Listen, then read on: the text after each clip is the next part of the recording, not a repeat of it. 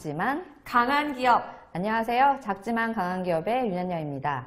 요새 작지만 강한 기업에서는 홍 원장님과 함께하며 다양한 시간을 마련해가고 있어서 시청자분들께 뜨거운 반응을 얻고 있습니다. 네, 방송을 보신 분들도 생동감 있다, 또 어디에서 들어볼 수 없었던 다양한 사례가 흥미진진하다라고 하시더라고요. 네, 맞습니다. 홍 원장님께서 시청자분들께서 궁금해하시는 부분을 콕콕 짚어서 설명해 주시는 데다 실제 사례는 뭔가 확 와닿는 부분이 맞아요. 있더라고요. 그래서 오늘도 Q&A 형식으로 궁금한 것들을 물어보는 시간을 가지려고 하는데요. 오늘은 작지만 강한 기업에서 다뤄볼 주제는 중소기업 해외로 눈을 돌리다입니다. 네, 요즘 국내 많은 중소기업들이 경영 자본, 인건비 등의 문제로 해외에 공장을 두거나 또 지사를 두는 경우가 많다고 하더라고요. 네. 저희가 앞서 소개해드린 일하기 좋은 중소기업들 중에서 전자레인지 내부품 개발했던 DPC 기억나네요. 아, 네, 맞습니다. 네. 말레이시아에는 1개, 또 중국에 2개의 사업장이 있다라고 했었죠. 네. 국내 사업장에는 50명의 직원이 근무했고, 오히려 해외 법인에는 약 1,200명의 직원이 근무한다는 세계적인 기업이었습니다. 네. 외국어 능력도 필요로 했었던 네. 기업이죠. 네, 윤현녀 아나운서 정확하게 기억을 하고 계시네요. 네, 이렇게 DPC 기업 외에도 많은 기업들이 해외로 눈을 돌리고 있어서 중소벤처기업부 사이트 내에는 중소기업 수출 지원센터도 마련돼서 많은 기업들을 지원하고 있습니다. 네, 지피지기면 백전백승이라는 말처럼 오늘도 홍 원장님과 함께 중소기업의 해외 진출에 관한 다양한 얘기를 나눠보도록 하겠습니다. 원장님 안녕하세요. 예, 안녕하세요. 네, 원장님 저희가 또 많은 질문을 준비해 봤는데요. 오늘도 친절한 답변 부탁드리겠습니다. 네, 그럼 제가 먼저 질문 드리겠습니다. 원장님, 앞서서 이제 조혜민 아나운서가 잠시 언급은 했었는데요. 정부는 해외 진출하는 중소기업들을 위해 어떤 정책들을 마련하고 있을까요? 꼭 알아야 되는 정책들 설명 좀 부탁드릴게요. 네. 그 중소기업 수출지원센터는요, 중소벤처기업부나 산하기관인 중소기업진흥공단의 수출지원 사업을 중심으로 중소기업에 대한 수출지원 정보를 제공하고 있습니다. 대한무역투자진흥공사, 코트라는 산업통상자원부 산하투자기관으로서 수출을 포함한 무역과 외국인 투자 유치 및 한국 기업의 해외 투자를 지원하고 있습니다. 코트라는 해외에 126개의 무역관을 운영하면서 해외에 진출한 한국 기업의 해외 사업도 현지에서 직간접으로 지원하고 있습니다. 수출 지원 업무가 비슷하나 수출 중소기업에 대한 수출 금융은 중소벤처기업부만 가능하듯이 지원 사업이 특화되어 있습니다. 네, 제가 조금 더 설명을 드리자면요. 각 기관 홈페이지를 방문하시면 시장 조사, 판로 개처, 수출입 절차, 바이어 응대 방법 등 전반적인 수출입 관련 내용을 확인하실 수 있습니다. 중소기업진흥공단, 코트라, 무역협회에서는 온라인 바이어 매칭 서비스도 제공을 하고 있으니까 해외 판로 개척에 어려움이 있다면 도움이 되실 겁니다. 또한 직접 수출기관을 방문하여 상담을 받으실 수도 있는데 코트라, 무역협회에 직접 방문을 하셔도 되고요. 각 지방 중소기업청에서 운영하는 비즈니스 지원단에서도 수출 관련 애로사항을 상담해드리고 있으니 활용하시면 좋겠습니다. 네, 근데 해외 진출하면은 중국으로의 진출이 가장 먼저 생각이 나거든요. 네, 맞아요. 네. 그런데 이 중국의 경우 저희와 다른 사회주의 체제잖아요. 네, 맞습니다. 그래서 진출하려면 좀 절차가 까다로울 것 같기도 한데 원장님 어떤가요? 네, 중국에 진출하는 외저기업에는 다음과 같은 3가지 형태가 있습니다. 네. 합자회사인데요. 외국의 자본과 중국의 자본이 결합돼서 투자 비율에 따라 손익을 배분하는 합자기업이 있고요. 네. 합자기업은 중국과 외국 자본의 결합이라는 점에서는 합자와 같지만 손익 배분을 협의해 결정하는 것이 차이가 있으며 기술력이 중요한 분야에서는 기술력을 보유하고 있는 측이 투자 지분에 비해 많은 이익을 배당받기도 합니다. 독자기업은 중국에 진출한 한국 기업이 거의 90% 독자기업으로 진출하는데요. 외국 기업이 순수 자기 자본으로 기업을 설립하여 독자적으로 운영합니다. 합자 투자 관련 애로사항으로는 첫 번째, 파트너에 대한 신용조사가 필요하고, 두 번째, 핵심 기술의 유출 및 모방 위험이 있으며, 세 번째로 지분에 따른 경영 활동에 어려움이 있습니다.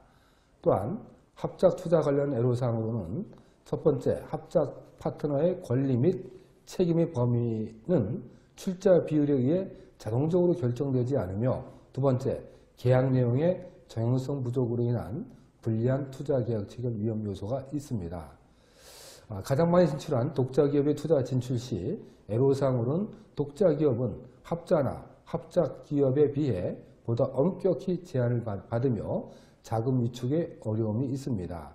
또한 노무, 세무, 통관, 회사법 등의 공상관리법 숙지는 절대 중요하며 중국에서 경영 중인 중소기업들이 이에 대비해야 할 위험 요소로서는 첫 번째, 노동제도의 변화, 두 번째, 외자기업에 대한 특혜 축소, 세 번째, 세제의 변화.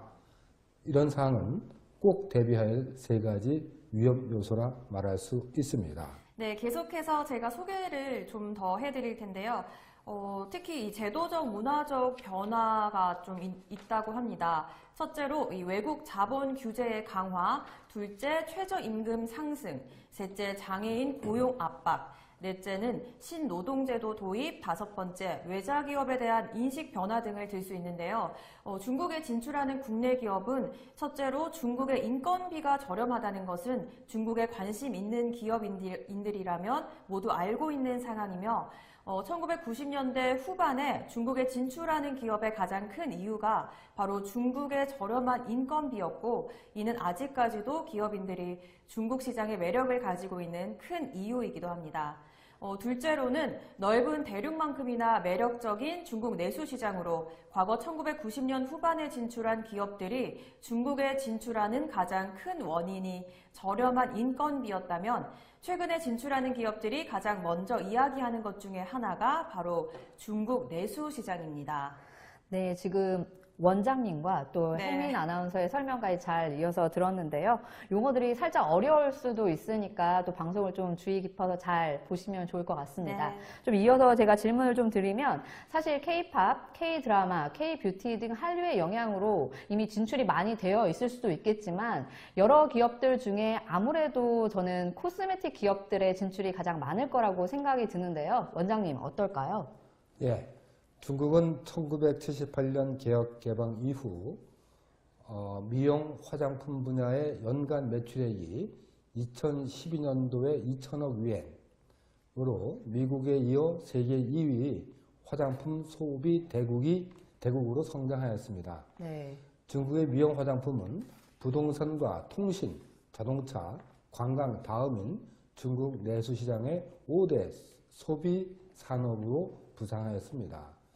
중국의 화장품 시장에서 한국의 대중국 화장품 수출은 2012년 2.2억 달러로 한국 화장품 총 수출의 21%로 1위를 차지하였고요. 그런데 한국의 대중국 시장 점유율은 글로벌 브랜드인 P&G, 또 로데알, 시세이도 등에 비하여 아모레 퍼시픽, LG 생활건강이 각각 1%, 0.4%의 점유율을 보여 아직은 낮다고 볼 수 있습니다. 앞으로 한류 열풍이 K-뷰티로 확산되면서 중국 내륙 여성 소비자의 48%가 한국하면 떠오르는 것이 한국 화장품을 꼽을 정도로 한국의 브랜드 제품에 대한 품질 우수성이 인정되고 있지만, 중국 내수 시장의 복잡한 유통구조, 엄격한 위생 행정 허가와 통관 절차 등으로 수출에 어려움을 겪고 있습니다. 네. 중국 화장품 시장 동향으로는 중국의 화장품 시장 규모는 꾸준한 성장세를 이어가고 있고, 또 미국에 이은 제2의 화장품 시장으로 17년 세계 시장에서 11.5%의 비중을 차지했습니다. 수입 규모 및 동향으로 봤을 때 2017년 수입 규모는 전년 대비 69% 증가한 68억 달러를 기록하였고요. 프랑스를 제치고 한국이 수입 시장 1위로 부상하는 쾌거를 이루었습니다. 참고로 화장품 10대 수입국은 한국, 프랑스, 일본, 미국, 영국, 스페인, 이탈리아, 호주, 벨기에, 대만 순서로 이어지고요. 한국은 14년에 4위였는데 17년에 이어서는 프랑스를 제치고 1위로 올라서게 됩니다. 2017년 중국 화장품 시장 규모는 534억 달러로 12년부터 17년 기간 연평균 성장률은 6.3%를 기록하게 됩니다. 세계 시장 점유 비중도 지속적으로 증가하고 있고요. 또 소득 수준이 향상되고 또 외모와 위생에 대한 관심이 증가, 또 프리미엄 소비 추구 등 화장품 사용에 대한 인식 전환이 중국 시장 규모의 지속적 확대를 견인하고 있습니다.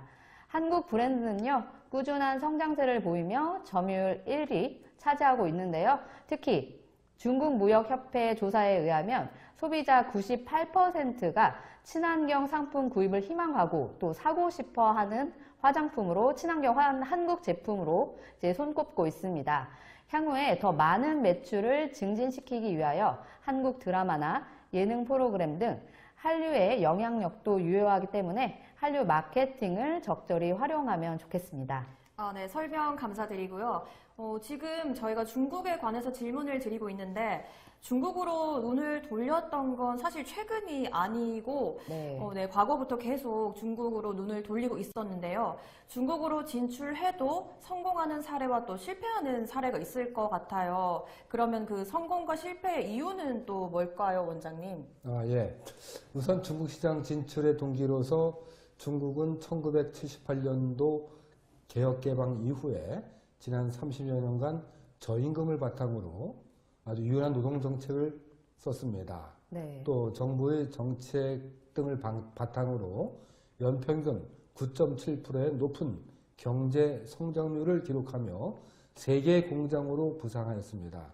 현재 중국 GDP는 미국에 이어 세계 2위를 차지하고 향후 연평균 성장이 8%일 경우에 2020년대에는 GDP가 20조 달러이며 세계 1위가 될 것이며 또 중국 진출에 성공한 한국의 대표적 기업들 중 제과회사인 오리온이 있고 오리온은 1994년도에 베이징에 사무소를 설립했고 현재 중국 법인의 영업이익이 그룹 전체 60%가량을 차지할 정도로 중국 시장에서 대성공을 이루었습니다. 특히 성공의 가장 큰 요소인 오리온 초코파이의 성공이 독보적이었다고 볼 수 있고요. 네. 또 태평양 아모레 립스틱은 중국 시장에서 국내 가격보다 3배 가까이 높게 팔리고 있으나 그에 반응은 좋고 패션 브랜드인 하이파이브는 철저한 고품질, 고가 전략을 고수하여 고급 브랜드를 선호하는 중국 소비자층을 공략하는 데 성공하였습니다. 하지만 오리온과 태평양 등의 성공 사례와 달리 중국 기업에 실패한 기업들도 있죠. 올 한 해 중국의 사드 보복 조치로 가장 이슈가 되었던 이마트와 롯데마트가 네. 대표적이고요. 이마트는 1997년도 상하이에 진출하여 중국의 거점 도시를 중심으로 중국 시장을 공략해 왔습니다. 그러나 판매 실적은 꾸준히 저조했고 이에 대한 원인들은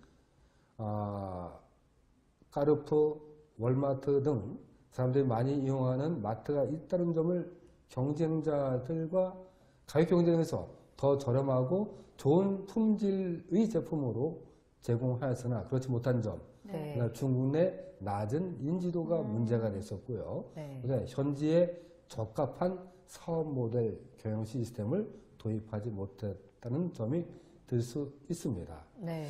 이마트와 함께 롯데마트도 계속해서 부진한 실적으로 곤욕을 치르고 있으며 네. 그런 중 사드 배치로 인한 중국 정부의 영업 제한 보복 조치가 본격적으로 시작되었죠. 네.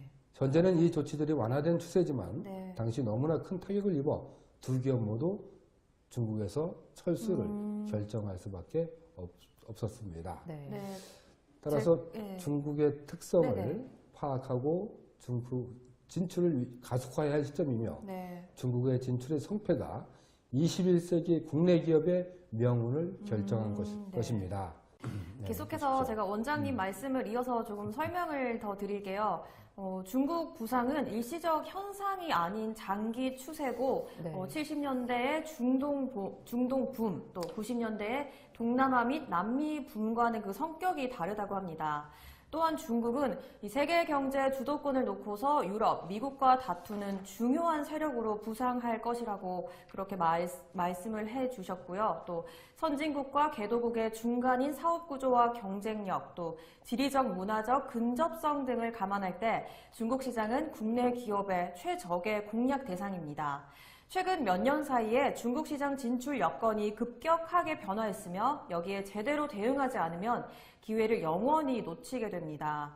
중국은 저임금만을 활용하려는 기업의 진출을 원천적으로 봉쇄하며 중국에 진출하려는 외국 기업이 급증해서 중국 정부는 유리한 조건을 제시하는 회사를 선별적으로 유치를 하고 있으며 시장이 성숙하고 리스크가 낮아진 연후에는 더더욱 침투가 거의 불가능합니다. 네, 따라서 성공적인 중국 시장 진입과 정착을 위한 지혜가 필요한 시점이고요. 국내 기업들은 준비 미흡, 시장에 대한 이해 결여, 전략의 일관성 부족 등으로 많은 시행착오를 경험했지만 이제는 성공적으로 진출한 국내외 기업들의 경험을 벤치마킹해야 합니다. 네. 네, 맞습니다. 예. 네. 또한 국내 기업의 아주 중요한 대응으로서는요. 그랜드 플랜을 보유하고서 중국 시장 진출을 본격화해야 하며 중국에 또 하나의 본사를 설립한다는 비전을 갖고 중국 시장에 접근하여야 하며 그렇지 않고 단순한 생산 기지로 중국을 바라보면 실패할 우려가 큽니다. 네. 또한 중국은 거대 시장인 동시에 가장 위협적인 경쟁자가 될 것입니다. 네. 사내 중국 전문가를 집중 육성하고 기업 내 역량을 축적하여야 할 것입니다. 또 중국은 과거, 현재 미래가 공존하는 지역으로 목표 시장에 정확히 설정을 해야 되면 물론이고 동부 해안 도시의 발전상은 서울을 능가합니다. 또 서부 지역은 한국의 50년대와 유사하게 낙후되어 네. 있는 그런 지역이고 그래서 네. 선진국, 미래, 중진국, 현재, 후발국, 과거의 시장이 공존하기 때문에 어떤 시장을 공략할지 먼저 선정을 해야 합니다. 네. 또한 전략적으로 고가 시장을 겨냥하고 고품의 이미지를 확립해야 하며 한국산 제품에 대해 호감을 갖는 고객층이 많고 기진출한 기업들도 대부분 고품질, 고가격으로 승부하여 진출 초기에 품질 좋은 고급 제품으로 이미지를 정착하면 물론 전체 인구수 대비 하위 90%는 무시하시고 상위 3에서 10%의 소득 있는 층을 네. 대상으로 집중 공략을 해야 할 것입니다. 네. 지금 또 실례를 들어서 설명을 해주시니까 저희가 이해가 잘 되었습니다. 네. 원장님, 지금 말씀을 해주신 것처럼 중국에서는요, 요새 전자상거래나 온라인 사업 쪽까지 많이 관심을 갖는다고 들었습니다. 해외로 수출을 하게 되는 경우 전자상거래법이나 온라인 사업 등 여러 가지 절차나 비용이 필요할 것 같은데요. 이런 부분에 대한 교육이나 지원 정책이 있을까요? 네, 있죠. 2008년 중국 온라인 시장 규모는 1,200억 위엔이었으나 네. 2012년은 1조 3천억 위엔으로 네. 성장하며 네. 4년간에 10배 이상 팽창했고 2013년에는 2012년보다 42% 성장한 1조 8,500억 위엔을 기록하고 2017년 현재는 4조 1,400억 위안의 규모로 발전하게 되었습니다. 네. 그동안 해외 상품들이 중국 시장 진입에 가장 어려움이 있었던 각종 인증, 검사, 통과 문제와 중국 특유의 대리상 유통 구조로 인해 발생되는 원가의 4에서 6배에 달하는 유통 가격 구조로 인해서 해외 상품들이 중국 국내에서 정식으로 판매하기에는 도저히 가격 경쟁력이 나오지 않았기 때문입니다.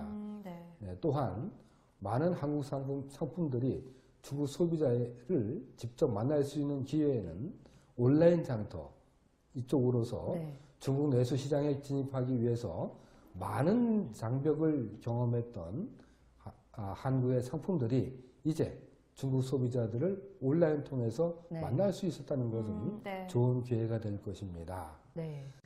중국 시장에서 경쟁력을 가질 수 없었던 상품들에게는 분명히 새로운 시대가 열릴 것입니다.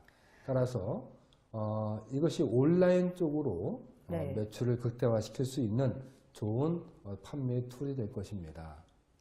네, 지금 이제 확실한 아이템이 있다고 하면 인터넷상의 검색을 통해서 몰입몰 개념으로 온라인 전자상거래 포털 사이트에 상점을 개설할 수 있고요. 또 이를 구체적으로 또 알아보려고 하면 또 검색 엔진을 통해서 분석을 할 수 있습니다. 본건에 대해서도 정부 지원도 이제 어느 정도 미비하지만 그래도 일부 있는 것으로 알고 있기 때문에 이제 많이 도움이 되셨으면 좋겠습니다. 이 부분에 대해서 정부가 네. 그 온라인 사업 쪽으로 비중을 두기 위해서 중국 쪽으로 진출했을 경우에 네. 그 인큐베이터 시스템으로 중국이 상해면 상해 주로 북경에서 진행합니다. 한 6개월 과정으로 숙식을 제공하고 중국 현지에서 직접 마케팅 프로모션을 실행할 수 있는 그런 기한적으로 해서 적응할 수 있는 기간 포함해서 일정 금액을 지원해드리고 있는 제도도 있죠. 그만큼 중국의 온라인 시장을 비중 있게 본다는 얘기죠. 잘 알아두시면 도움이 될 것 같습니다. 네, 지금 설명해주신 온라인 사업에 관한 전반적인 부분은 잘 알아뒀다가 다른 나라로 진출 생각하시는 분들이 좀 많이 활용하셨으면 좋겠습니다. 원장님, 그런데 요즘 이제 중국보다는 또 베트남이다, 뭐 이런 말들을 많이 들었는데요. 베트남 쪽은 어떤가요? 베트남도 중국의 3분의 1 인건비인가요? 인건비가 저렴하지 않습니까? 대신 이제 물류 비용이 그만큼 대체가 돼줘야 되는데 제가 전 시간에도 말했듯이 값싼 노동력의 어떤 값싼 인건비 때문에 베트남으로 가서 또 거기도 인건비 올라가면 또 어디 갈 겁니까? 캄보디아, 미얀마, 뭐 아프리카까지 갈 상황이 될지도 모르는데 제가 볼 때 베트남 진출 기업도 베트남 내수 시장 1억 명이 되지 않습니까? 한 국가가 자립해서 경제 활성화를 이루려면은 절대 인구가 몇 명 돼야 될까요? 한 1억 명 돼야 됩니다. 1억 명이 돼야 생산과 소비가 이루어집니다. 그래서 경제 발전을 일으킬 수 있거든요. 일본이 패망 직후에 저렇게 경제 활성화 이런 게 뭐 유교동안 아주 큰 어떤 모멘트 있었겠지만은 자체 인구가 1억 명이 되렸기 때문에 생산과 소비, 그러니까 내수 시장이 활성화된다는 얘기죠. 인구가 중요하네요. 중요하죠. 저희 나라 뭐 5천만 아닙니까? 북한 합치면은 8천만 되나요? 8천만 되네요. 그럼 영국하고 비슷하네요. 그래서 제가 볼 때 베트남 쪽에 진출하는데 진출 국가가 대부분 그 먼저 진입했던 분들이 대부분 값싼 인건비 때문에 중국이 워낙 규제가 심했거든요. 맞아요. 이제 그쪽은 이제 다 건너갔는데 베트남 하노이에 가서 직접 들은 얘기인데요. 숭늉공을 만들어 놨더니 삼성전자가 들어와서 인원을 다 데려가는 거예요. 보통 공장을 만들어서 숭늉공을 만들어내기까지 한 3년 걸리거든요. 그래서 이제 어떤 그 비용 대비 어떤 효용, 가성비 있게 생산을 할 찰나에 삼성전자가 다 데려가 버렸군요. 싹쓸이로 데려가다 보니까 난리가 난 겁니다. 그런 문제가 또 없지 않아 있거든요. 그래서 베트남도 저희 쪽에서 볼 때 뭐 비중 있는 나라죠. 비중 있는 나라인데 현재 투자 건수가 7천 건, 투자 금액이 595억 달러. 그래서 베트남에 가장 많이 투자한 나라가 한국입니다. 또한 한국에서도 베트남은 미국, 중국에 이어 우리나라의 제3위 투자 대상국은 맞습니다. 그래서 베트남도 중국과 마찬가지로 내수 시장을 공략하는 그런 기반으로 좀 같이 갔으면 좋겠고요. 그 베트남에 진출한 기업 수가 한 6천 개 된다고 합니다. 6천 개요. 적지 않거든요. 근데 베트남에 진출한 한국 기업들이 10가지 애로사항이 있다고 합니다. 10가지나 10가지 아니고요. 뭐 10가지 유의사항. 그 다음에 애로사항과 유의사항에 대해서 간단히 말씀을 드리겠습니다. 그 애로사항으로서는 가파른 최저임금에 대한 기업들의 부담입니다. 그러나 체력은 계속 네. 오르거든요. 네네. 아까 얘기한 삼성전 들어와가지고 네. 올리거든요. 아. 그럼 따라 올려야만이 이 숙련공들이 이동을 안 그렇죠. 하거든요. 네. 옛날에 한국도 어려울 때는 뭐 단 월급을 얼마만 올려주면 회사 이전하거든요. 네. 네. 중국에는 엄청 심했습니다. 아. 100원, 네. 200원 따졌습니다. 그래서 뭐 기업에 대한 애정 그런 거 없습니다. 충성도 없어요. 네. 근데 중국에서 지금 대기업들 들어가다 보니까 기존 중소기업들이 인력을 뺏기지 않으려면은 그거 좀 많이 그러네요. 올려야 네. 되거든요. 이제 그런 사항이 이제 되는 사항이고요. 그다음 노동기관 내 해고 분쟁 등 중립성에 관련 법령이 불명확합니다. 아, 아직 그럴 수 베트남은 아직 있겠어요. 이제 네. 활성화 아직 뭐 아직 초기 안 단계다 됐으니까. 보니까. 네. 그다음에 외국인 노동자의 노동 허가 그 까다로운 조건도 있거든요. 네. 뭐 중국도 있습니다. 그다음에 서비스 업종 개방 저항과 투자 승인 관련 불명확한 지침 아직 정리가 안 돼 있으니까요. 네. 그다음에 건설 관련 법령과 불일치하는 유권 해석이 다수가 발생되겠죠. 네. 하노이 쪽 북쪽과 저쪽 당하 쪽 남쪽은 또 법령과 문화가 틀릴 수 있거든요. 네. 그런 상황이 되고요. 그다음에 느린 행정 절차. 이거는 아, 뭐 네, 뭐 정말 저희 어쩔 수 없죠. 빨리빨리인데 네, 안 맞을 것 같습니다. 적응이 네. 안 됩니다. 이게. 네. 그다음에 세법 및 관세법상의 처벌 규정이 불명확하다. 그러니까 이어링, 비어링, 코에 걸면 코 걸리고 네. 귀에 걸면 귀 걸리는. 그다음에 세계에서 발급 및 수령이 어려움. 이것도 이제 어떤 과학 약간 네, 절차적인 부분이네요. 네. 그다음에 베트남 관세표에 대한 미세분화. 세분화되어 있지 않고 정확한 설명이 아직 준비가 안 되어 있다 보니까 네네. 현재 초기에는 괜찮습니다. 네. 네. 초기에는 외국 기업 들어와서 투자를 막 할 거 아닙니까? 네. 한 3년 걸립니다. 활성화되려면. 네. 활성화되면 저 10가지 안 가지고 이제 잣대를 들이대요. 아, 네. 그럼 거의 다 걸리게 되죠. 그게 문제입니다. 그럴 수 있을 것 같습니다. 네. 그 다음에 또 하나 이제 유의사항은 이제 탈세 범죄에 대한 엄중한 처벌을 조심해야 되는데 네. 이건 중국도 마찬가지거든요. 네. 세금 부분에 관계된 거, 그 다음에 외환의 유출 이런 거 엄청 네. 관계가 있거든요. 근데 저런 게 좀 스터디가 돼줘야 되고요. 네. 적정한 수준의 대가성 거래 조심. 항상 특히 좋아하는 아, 네. 밤의 문화. 아, 네. 무엇인지는 아, 네. 밤에 이루어진다. 네. 아니, 이 잘못된 돈 거래 이거 안 좋거든요. 아, 네. 주의해야 근데 될 이제 것 같습니다. 언어가 안 되다 보니까 네. 그게 문제죠. 네. 그러니까 저는 편법을 쓸 수밖에 없는 상황이 되고요. 또 바이오 거래 방식 이해와 세부적인 계약서 작성에서 아직 미흡한 점이 많이 발생될 것이고요. 네. 그 다음에 비성에 맞춘 마케팅 활동, 의심이 많아 제품 성분에 표기되어 있는 것보다 실제 네. 눈에 보이는 것을 믿고 또 아, 신뢰할 수 네. 있다. 뭐 이런 상황들이 될 수 있습니다. 네. 유의해야겠네요. 네, 네. 됩니다. 그 다음에 한국 기업의 베트남 진출 성공과 실패 사례의 어떤 시사점을 좀 본다 네. 그러면요. 네. 첫 번째, 진출 기업의 현재 노동자 관리를 위한 시스템 구축이 좀 미흡한 데는 미흡하고 네. 잘 되는 아주 잘 돼 있습니다. 아, 그래서 네. 나중에 성패에 잣대 역할을 하고요. 또 한국 무역 공공기관의 정보 활용 및 지원 요청이 필요한데 네. 이게 이제 중요한 사항인데 잘 안 되더라고요, 이게요. 그래서 베트남 정부의 정책을 고려한 지출 전략을 맞춰 나가야 됩니다. 네. 그 다음에 현지 업체들과 비교된 높은 기술력들이 아마 성공이 될 수 있는 어떤 잣대가 될 수 있는 사항들입니다. 네. 그 다음에 베트남의 강점으로서는 이제 그 전력 공급이 아주 강점입니다. 그래요? 그래요? 값싼 전력이 아주 풍부하고요. 네. 그 다음에 그 한국어를 많이 배우는 층이 많다 보니까 네. 그 고급 이제 인력을 한국어가 되는 인력들을 대거 채용할 수 있죠. 아, 통역이 네. 되는 인력으로. 그렇죠. 네. 인건비 싸게 아, 그런 네. 인력을 사용할 수 있죠. 그래서 제가 볼 때 비제조업의 근로자가 월 평균 임금이 한 50만 원. 아, 네. 그 다음에 제조 분야라면 한 더 작죠. 한 24만 네. 3천 원. 중국이 지금 제조업 분야가 지금 한 4천 원 돈, 70만 원, 80만 원 됩니다. 네. 비제조업은 여기 중국 베트남은 한 50만 원인데요. 비제조업의 중국의 지금 인건비는 5천 위엔 100만 돈 넘습니다. 특히 특정 지역 상해는 2만 원, 3만 원, 네. 450만 원 된다는 얘기입니다. 그런 상황이 되겠죠. 그래서 저평가되어 있으니까 아마 이런 부분 때문에 이제 대거 베트남으로 인건비 진출하는 때문에. 그런 상황입니다.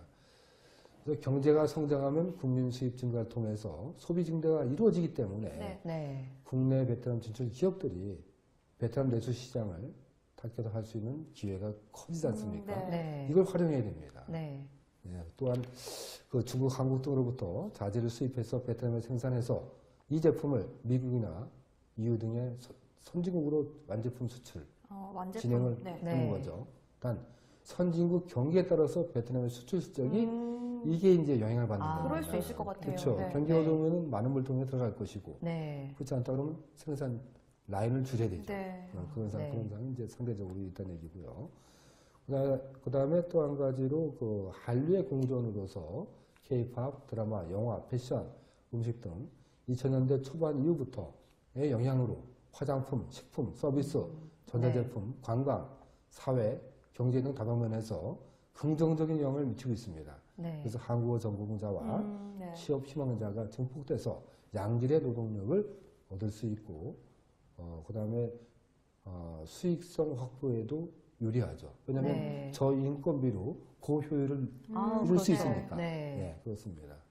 네, 그래서 정말 이제 중국이 아니라 베트남이다라는 그러게요. 말이 네. 정말 실감이 나는데요. 근데 원장님 주변에서 이제 베트남이 아닌 이제 미얀마다 태국 쪽으로 진출을 원하셔서 직원들 중에 뭐 태국어 능통자를 채용하는 업체도 봤거든요. 미얀마나 태국 쪽은 또 어떨까요? 어떻게 보면 베트남을 포함해서 동남아시아 쪽으로 진출인 것도 맞는 것 같은데요. 그래서 많이 가고 있습니다, 지금. 아, 네, 많이 그쪽도 가고 많이 있나요? 가고 있습니다. 아, 네. 가고 있는데 그분들이 이제 어떤 그 가성비랄까요? 네. 가성비 부분에서 좀 많이 힘들겠죠. 아, 대신 네. 오다를 가지고 들어간다 그러면 뭐 충분히 승산 있는 곳인데 네. 제가 볼 때 미얀마, 태국, 글쎄 동남아시아 쪽의 진출보다는 제가 네. 이제 이걸 잠깐 드리고 아, 말씀드리면 네네네. 준비를 해오셨군요. 네, 이렇게 준비했습니다. 네. 이거 확대가 되나요? 확대가 안 되네요. 이게 한반도 지도입니다. 네. 제가 볼 때, 그, 트럼프하고 북미 대화가 잘 돼가지고 좋은 성과를 했다면 좀 더 앞당겨질 수가 있겠죠. 그렇다면은 북한의 값싼 노동력, 진짜 숙련되고, 좋은 양질의 우수 노동력이 있는 북한 시장을 점유해서 같이 공동 활용할 수 있다면은 미얀마까지, 캄보디아까지 네. 갈 이유는 없다고 봅니다. 문화적 차이 때문에요. 생산 효율도 많이 낮습니다. 그래서 어쩔 수 없이 선택할 수 없는 그런 오지로서에 가는 네. 상황인데 제가 볼 때는 점진적으로 남북 교류가 활성화되고 남북 통일 한반도가 된다면 네. 네. 우리 대한민국은 세계 그래도 G8이 아니라 네. G2가 될 수 있다고 네. 저는 봅니다. 그래서 제가 볼 때 굳이 뭐 베트남까지는 괜찮습니다. 네. 베트남까지는. 근데 뭐 더 참고로 알아보셔야 될 중소기업 대표자가 있다면은 간략히 뭐 터치한다면은 간단히 말씀 드려볼까요? 간단하게 중국 저기서 뭐 동남아 국가에 대한 말씀을 드려볼까요? 아, 네, 너무 뭐 좋습니다. 미얀마나 네, 뭐 네. 태국이나 네. 네. 네. 중국 방글라데시아 인근 네. 동남아 국가에 진출했던 한국의 봉제 기업들이 미얀마로 직결되고 아, 있습니다. 네. 이렇게 고조되는 분위기에 상승하여 많은 외국인이 미얀마에 입장하면서 호텔 숙박비가 뭐 꽤 오르고 네, 사무실 그렇겠네요. 임대료가 뭐 또 두세 배로 오르는 네. 현상이 지금의 현실이거든요. 네. 이제 공식 명칭은 이제 미얀마 연합공화국이고 네. 인구는 뭐 6천만 명이 되네요. 아, 네, 네. 135개의 다양한 종족으로 구성되어 있고 그다음에 종교는 불교이며 네. 석유, 천연가스 등의 풍부한 천연자원을 네. 보유하고 있습니다. 국토 면적은 676km에 해당되고 한국의 6.8배, 한반도의 전체 3.3배이며 동남아 11개 국가 중 인도네시아 다음으로 네. 두 번째 큰 면적을 자랑하고 있습니다. 네. 그런 상황이고 그 다음에 드릴 말씀은 그러면 미얀마 우리 쪽에- 기업이 미얀마로 진출을 하려면 이제 전략적으로 좀 가야 될 것 같아요, 네네네. 원장님. 네. 그러면 우리 기업이 미얀마 진출을 할 때 어떤 전략을 가지고 가면 좋을지 좀 설명 좀 부탁드릴게요. 한 네 가지로 압축해서 말씀드릴 수 있는데요. 첫 네. 번째로는 이제 그 세계 최대 어떤 천연 자원의 네. 그 보유국입니다. 네. 보유국이어서 그걸 잘 활용한다면 참 좋겠고요. 네. 그 다음에 이제 세계 최대 틈새 시장이 될 수 네. 있습니다. 미얀마의 건설 인프라, 네. 그 다음에 개발 기획 적극 활용하게 된다 그러면은 네. 건설 경기가 크게 활성화될 수가 있겠죠. 네. 그 다음에 셋째로는 이제 한류를 활용한 내수 시장, 유통 시장의 활성화를 네. 기획할 수 있고요. 네. 그 다음에 네 번째로는 이제 포스트 차이나 베트남 투자 대체 유망주로 적극 활용할 수가 있습니다. 네. 다섯 번째는 이제 유상 원조를 다시 재개해서 네. 자금을 지원해주면서 네. 그쪽 나라의 천연 자원을 확보하고 네. 그에 따른 우리나라의 제조업이 들어가서 값싼 노동력을 활용하는 이런 방안도 있겠죠. 네, 그러면 태국도 좀 궁금한데 아까 제가 네. 태국어로 막 이제 많이 인력도 채용하는 기업도 있다고 네. 했었잖아요. 그럼 태국으로 진출을 하려면 네. 또 어떤 특징이 있을까요? 태국으로의 진출 또 혹시 예. 뭐 저희가 알아야 될 부분이요. 태국의 대태국 투자는요. 네. 1988년도부터 91년도간에 크게 증가를 했습니다. 네. 네, 근데 중국, 베트남, 멕시코 등 새로운 투자 대상국이 등장하면서 네, 다소 이제 좀 둔화? 주춤됐었죠. 네, 2010년 말을 기준으로 상무부에 등록한 한국 기업 수는 총 1,749개이나 오, 네. 실제로 운영되는 회사는 1,000개 정도로 이제 확인되고 네네. 있습니다. 이제 공산품은 주로 수입에 의존하고 특히 미국과 일본에 크게 의존하며 제조업은 주로 외국인 투자에 의해서 발전되고 있습니다. 네, 이런 상황이고 제가 볼 때 태국에 대한 투자는 네. 관심은 있지만 거기까지 가기에는 네. 아직까지는 그렇습니다. 아, 그렇군요. 네, 그렇습니다. 거리 차라리 때문인가요? 뭐. 물류 비용이 감당이 안 되죠. 아, 네, 캄보디아도 그렇겠네요. 마찬가지입니다. 네. 그 원가 때문에 가는 건데 네. 이제 소재에 따른 원가 네, 준비되어 그렇죠. 있고요. 네. 그다음에 이제 제조에 따른 인건 비스 부분에 어떤 원가 조감 되는데 네. 물리 비용이 그걸 다 상쇄시켜 버리면은 네. 답이 안 나오죠. 그래서 그럴 겁니다. 근데 아까 원장님께서 그 아프리카, 나중에는 아프리카까지 진출을 할 수도 있을 것 같다고 하셨는데, 아프리카 진출해서 돈 많이 버는 기업이 있습니다. 아, 이미 현재 진출을 있나요? 했나요? 가발 회사가 그렇게 돈을 많이 번답니다. 아, 네, 가발. 가발. 네. 이 아프리카까지 아프리카는 이제 이 모발이 이게 천연적으로 네, 꼬불꼬불 맞아요. 네. 하지 않습니까? 네. 그 스타일별로 아, 우리나라 네. 60년대, 70년대 네. 가발 전 세계에 수출했지 않습니까? 네. 거기에 가발 시장이 엄청 활성화된답니다. 아, 그렇군요. 그래서 네. 돈을 벌게 되면은 가장 먼저 사고 싶은 게 가발입니다. 가발. 그 중에서 메이드 인 코리아를 최고로 알아줍니다. 아, 그렇군요. 예, 갈색, 뭐 금발, 네. 뭐 이런 식으로 예쁘게. 네. 그러면 이 네. 가발 시장 외에 이 다른 품목들은 뭐 아프리카에서 뭐 성공할 제가 수 볼 때 있을까요? 제조 분야가 들어갈 것이 아니라 네. 좋은 제품을 그 국가에 맞는 네. 아프리카 현지에 맞는 제품을 갖고 있는 분들이 네. 유통을 통해서 네. 매출을 올리는 것이 아. 낫다고 봅니다. 완제품을 그냥 이렇게 판매하는 쪽으로. 네, 판매하는 쪽으로요. 지금 네. 저기 베트남이나 뭐 캄보디아나 미얀마 국민성 얼마나 부지런합니까? 네. 낮잠 두세 시간 자야 되지 않습니까? 아프리카 답 안 나오네요. 그래서 거기는 네. 완제품을 가지고 판매하는 네. 쪽에 법인이 들어가줘야지 네. 거기까지 들어갔다. 제가 볼 때 물류 비용에서 감당 안 되고 이미 마이너스. 네, 마이너스가 네. 되겠죠. 네, 네. 네. 네, 좀 아프리카까지는 생각도 못했는데 참 다양해졌구나 그런 생각이 듭니다. 네. 정말 글로벌 시대임을 실감하게 되는 시간인데요. 네. 다시 한번 놀랍습니다. 네, 이제 사업을 하려고 하면 네. 정말 이제 진짜 외국어 공부를 좀 더 해야 되겠다라는 생각도 지금 들었습니다. 원장님, 그럼 마지막 질문 드릴게요. 사실 지금 중국, 뭐 동남아시아, 아프리카까지의 진출에 대해서 이야기 나눴는데요.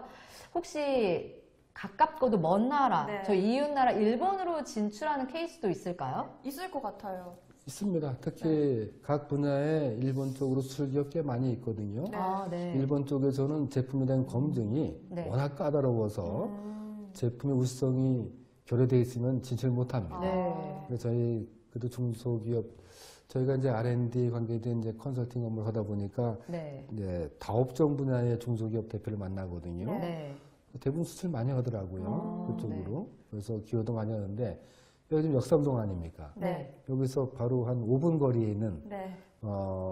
B사가 있습니다. 네, B사. 아, 네. 화장품을 가지고 전량 여기서 제조 생산해서 전량 일본으로만 판매합니다. 오, 매출액은 연간 100억 올리고 네. 와. 이번에 일주일 전에 만나서 얘기 나눠보니까 추가 오다 받은 것이 한 50억 이상 된다고 하더라고요. 그래서 올해는 대단하네요. 한 200억 이상 매출을 올린다고 합니다. 네. 그래서 각각 중소, 아까 제가 말씀드린 그 형광등 네. 대단한 거 아닙니까? 그렇죠. 3천원짜리 10만 원 판다. 네.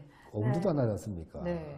그건 제품의 기능성, 어떤 혁신적인 요소가 있기 때문에 네. 10만 원에도 사가듯이 이런 고가 정책으로 고퀄리티 제품을 전 중국에 또는 전 일본에 판매를 많이 할 수 있죠. 아, 그래서 다음 기회에 시간이 되면 그분을 모시고 와가지고 네. 같이 여기서 좋습니다. 네. 편하게 성공 사례 얘기할 수 있지 않습니까? 아, 그죠? 네, 좋습니다. 정말 정확한 말씀이 네. 될 수 있고 또 차기에 일본 시장을 공략할 우리의 후발주자들도 많이 참고가 되지 아, 네, 않습니까? 궁금해요. 예, 예, 네. 예. 아까 말씀하신 그 화장품 회사처럼 이 국가 R&D 과제를 알고 지원받으면서 또 일본까지 전량 수출이라고 하니까 정말 자랑스럽습니다. 네, 이 기업처럼 준비를 철저히 해야 될 것 같습니다. 네, 그래서 저희가 준비했는데요. 지난 시간에 사업 계획서 작성 요령에 대한 VCR에 이어서 그 다음 단계에 필요한 대면 평가 준비하는 요령에 관해서 VCR 준비했는데요. 그 전에 원장님께서 한 말씀 좀 전하고 싶다고 하시는데요. 네. 국가 R&D 과제는 서류 심사 통과면 현장 평가, 그 다음에 대면 평가, 그 다음에 정부전자협약 체결 그 과정으로 진행이 됩니다. 상반기에 많은 과제들이 진행되고 있고 지금 이 시간에도 여의도나 대전에서는 대면 평가를 지금 실시하고 있는 네. 기업들이 꽤 많을 겁니다. 네. 근데 중소기업 대표자께서 평소에 어떤 프레젠테이션 자료를 가지고 뭐 7명 앞에서 발표할 수 있는 시간들이 많지 않다 보니까 마지막 관문인데 네. 거기서 답변을 제대로 못해서 아, 네. 결국은 기술에 대한 전문성이 많이 교례된 거 아니냐 네. 해가지고 엉뚱한 평점 받아서 탈락되는 경우가 많습니다. 네. 그래서 이 시간 뒤에 이어지는 대면 평가 요령에 대해서 중소벤처기업부가 만든 네. VCR 자료를 보면서 네. 대면 평가 이제 사업계획서 작성을 힘들게 해서 네. 통과돼서 현장 평가 잘 받아서 대면 평가 7명 평가원 앞에서 20분 발표, 네. 아, 네. 20분 질문을 받는 겁니다. 20분 질의 응답을. 네. 근데 이 부분을 못해서 탈락된다 그러면 아, 네. 너무 그건 잘못된 아쉽죠. 거죠. 네. 그래서 제가 볼 때 전에도 말씀드렸지만은 국가 R&D 과제가 20년이 됩니다. 네. 그동안 15,000개 회사가 이 자금을 지원받았어요. 네. 근데 받은 기업은 그 방법과 요령을 해서 계속 지원받고 있고 네. 네. 모르는 기업은 서류 통과되면은 또 현장 평가 통과되는데 네. 대면 평가에서 대면 평가에서. 이게 경험치가 없다 보니까 잘못 네. 얘기 나가서 결국은 아, 네. 점수를 못 받게 되면은 탈락이 되기 때문에 네. 좀 시간을 내셔서 요 뒤에 이어지는 네. 한 10여 분간의 그 대면 평가 요령에 대해서 반드시. 네, 네. 반드시 봤으면 좋겠습니다.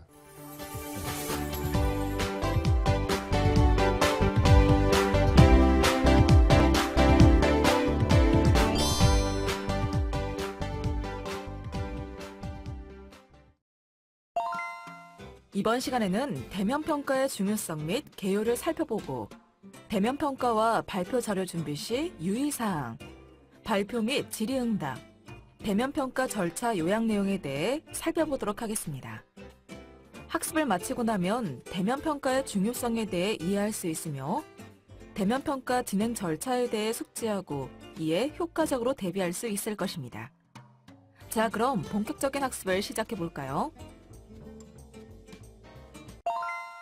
중소벤처기업부의 모든 R&D 사업은 과제 선정을 위하여 대면평가를 실시합니다. 대면평가는 선정평가 시 평가 결과에 차지하는 비중이 가장 높기 때문에 매우 중요하다고 할 수 있습니다. 본 강의는 대면평가가 어떻게 진행되는지에 대해 자세히 짚어보고 평가 시 전반적인 유의사항 및 참고사항, 발표 자료 작성 시 유의해야 할 사항과 참고할 만한 팁 등을 설명해 드리도록 하겠습니다. 그럼 평가를 위한 사전 기초 지식에 대하여 간단하게 설명드리겠습니다. 평가 발표 시간 및 진행 순서에 대해 살펴보면 우선 과제당 발표 시간은 60분이며 각 관리기관별로 상위 하나, 보통 발표 30분, 질의응답 30분으로 진행됩니다. 평가 과제는 사업을 신청하실 때 선택하신 기술 분야별로 분과가 구성되고 세부 운영지침 평가표의 평가 항목을 기준으로 평가가 진행되므로 발표 자료 작성 시 평가표를 참고한 후 발표 자료를 작성하시면 평가위원에게 조금 더 높은 평가를 받으시는데 도움이 되겠습니다.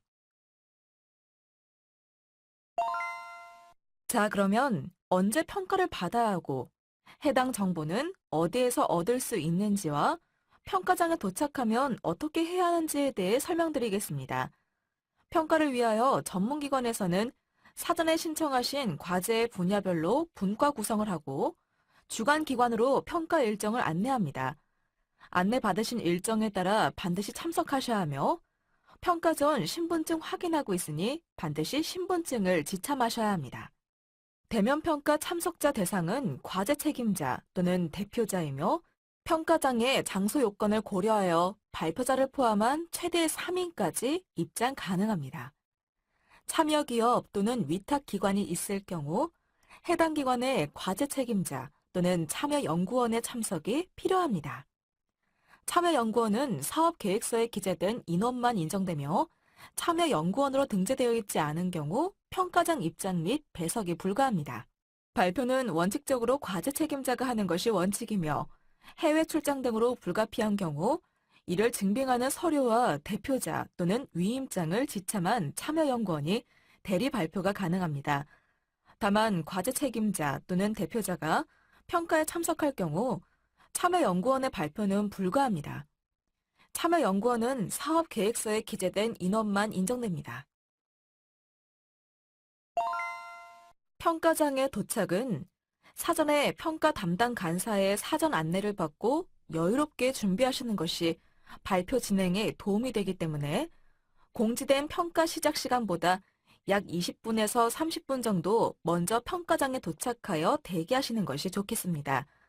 평가장에 도착하시면 평가를 위한 간사들이 대기를 하고 있으며 안내에 따라 대기 장소에서 대기하시면 되고 만약 발표 자료가 수정되었다면 해당 간사에게 발표 자료를 전달해 주시고 대기하시면 됩니다. 이때 발표 자료를 한번 리뷰하고 데모 장비 등을 준비하셨다면 세팅자와 배석자 사이에 업무 분장을 하여 최단 시간 내에 준비가 될 수 있도록 준비하는 것이 좋습니다. 평가장에는 편의를 돕기 위한 노트북과 레이저 포인터가 설치되어 있으므로 따로 준비 안 하셔도 되지만 익숙한 포인터 사용을 희망하신다면 별도로 지참하시고 담당 간사에게 이야기하시면 평가장에 입실하여 설치를 도와드리고 있으니 참고하시기 바랍니다.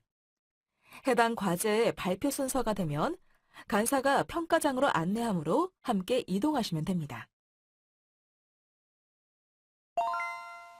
그럼 평가장의 모습을 보도록 하겠습니다. 대면 평가의 평가위원은 해당 분야의 전문가 중 사업에 따라 5에서 7인이 참석하고 그중 1명의 위원장을 선정하여 원활한 평가가 진행되도록 유도하고 있습니다. 보시는 것과 같이 평가장은 U자형으로 구성되어 있으며 정중앙에 평가위원장이 자리하게 되고 나머지 평가위원들이 좌우로 자리하게 됩니다. 발표자는 스크린 우측 또는 좌측에 위치하시고 동행하신 분들은 평가장 내부에 마련된 의자에 착석하시면 됩니다. 평가 시작 전 발표자와 참석자를 간단하게 소개하는 것을 잊지 마시고 발표를 진행하시면 됩니다. 이번에는 발표 시 요령에 대해서 알아보겠습니다. 발표 시간 중 기업 소개 등은 최소 2에서 3분 이내로 회사 개요 설명에 많은 시간을 사용하지 마시고 보유하신 전문성을 각인시키는 것이 중요하며 개발 목적을 설명하실 때는 기술 트렌드 및 시장 규모의 근거를 제시하는 것이 필요합니다. 개발 목표 및 내용 설정은 가장 눈에 들어오게 서술하시되 공동 연구를 진행하신다면 기술 개발 추진 체계 설명 시 명확한 역할 분담을 설명하시는 것이 중요하며 사업화 추진 계획 및 예상되는 시장성, 경제성 설명은 매우 중요하고 자주 나오는 질문이므로 반드시 예상 답변을 준비하시는 것이 좋습니다. 또한 구체적인 제품화 계획 및 판로 확보 방안을 설명하시고 부풀려진 계획은 지양하고 현실적인 계획을 설명하는 것이 좋습니다. 마지막으로 발표 내용을 간략하게 정리하고 마무리하시면 되겠습니다. 예를 들어 기업의 전문성을 토대로 시장 상황을 고려하여 목표 달성을 위한 내용과 검증은 이것으로 판단하여 개발 후 이렇게 사업화하겠다는 것을 정리하시는 것으로 마무리하시면 됩니다.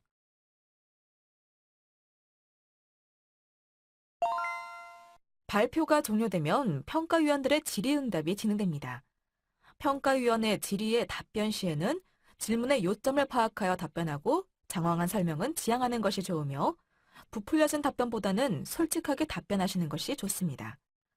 가장 많이 나오는 질문으로 기술 개발 목적의 명확성, 기술 개발로 인한 매출 증대 등의 파급 효과, 주관 기관과 참여 기업 간의 협력 계획, 국내외 시장 동향 파악, 특허 출원 방안과 회피 전략 등 관련된 내용이 많이 질문되므로 사전에 답변 준비를 하시는 것이 좋겠습니다.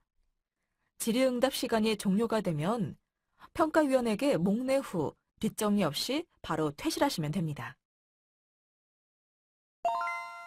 지금까지 살펴본 대면평가 내용에 대해서 발표하기 30분 전부터 무엇을 어떻게 준비해야 좋을지 간략히 요약해드리겠습니다. 먼저 최소 발표 30분 전에는 평가장 앞에 도착하셔야 합니다. 이때가 가장 중요한데요. 어떤 분들은 커피나 담배 그리고 전화를 하시면서 시간을 보내는 분들이 계신데 그렇게 하지 마시고 발표 자료 및 예상 질의 내용을 다시 한번 리뷰하시는 것이 좋습니다. 발표 10분 전에는 담당 간사가 발표자 및 배석자를 확인하러 나옵니다. 이때 간사가 사업계획서 대비 발표자 및 배석자의 신분증을 대조하오니 먼저 신분증을 같이 준비하시면 좋습니다. 드디어 발표 시작 2분 전입니다. 이때에는 발표자 및 배석자에 들어가는 순서를 점검하시기 바랍니다. 그리고 발표자는 빈 포인터를 가지고 있는지, 누가 발표 자료를 넘겨줄 것인지, 배석자는 어디에 앉아야 할 것인지를 준비하시기 바랍니다. 통상 30분 발표 후 질의응답이 이루어지는데요. 먼저 발표자께서는 평가위원분들께 인사하시고 배석자를 차례로 소개하시기 바랍니다. 만약 데모 장비를 준비하셨다면 데모 장비를 세팅하실 배석자분께서는 발표에 방해가 되지 않도록 조심해서 세팅하시고 세팅 절차는 간사와 협의하시면 됩니다. 발표가 끝난 후 질의응답에서는 평가위원의 질의에 대해서 발표자 및 배석자가 자유롭게 응답이 가능하나 배석자 응답 시 기술이사 홍길동, 참여연구원 김유신이라고 소속을 밝히시고 응답하시기 바랍니다. 모든 발표가 성공적으로 이루어졌는데 마무리도 잘 하셔야겠죠? 좋은 인상을 남기고 퇴실하시려면 역시 차례로 평가위원에게 인사하시고 평가장 입구에 있는 설문지를 작성하시고 퇴실하시면 됩니다. 네, 준비한 VCR까지 잘 봤습니다. 진짜 저희 프로그램은요, 유용한 정보만 가득한 것 같습니다. 네. 이렇게 해서 오늘은 원장님과 중소기업의 해외 진출에 관한 지원 제도부터 다양한 사례까지 살펴봤습니다. 원장님, 오늘 다양한 사례까지 말씀해 주셨는데요. 마지막으로 시청자분들께 한 말씀 전해주세요. 일단 오늘의 가장 비중 있게 말씀드린 사항이 해외로 진출하는 네. 기업에 대한 사례와 네. 그 다음에 각 나라별로 어떤 특정 부분을 가볍게 터치했지 않습니까? 네. 그래서 진출하시기 전에 제가 꼭 드리고 싶은 말씀, 그 나라에 가서 벙어리, 귀머거리가 돼가지고는 사업 절대 성공 못합니다. 네. 우리나라 사람들이 이렇게 일당백의 나라 아닙니까? 네. 그 왜 그런지 아세요? 왜 그런가요? 전 세계 나라가요. 네. 나라의 사람들이 일본과 중국을 경제 대국, 네. 군사 대국으로 알고 있거든요. 네. 근데 우리 대한민국 사람만큼은 일본, 중국 무시하고 깔봅니다. 대단하죠? 그래서 네. 후발로 가시는 해외기업, 진출기업 대표자 또는 임직원 여러분께서 그 나라에 가셔가지고 문화와 언어만큼은 반드시 숙지하고 준비하신 다음에 진출하셨으면 하는 바람입니다. 네, 감사합니다. 오늘도 원장님과 함께 했고요. 다음 시간에도 저희는 더 유익한 정보, 도움이 되는 정보들로 찾아뵙겠습니다. 시청해주셔서 감사합니다. 중소기업이 바로 서는 그날까지 작지만 강한 기업 화이팅! 화이팅!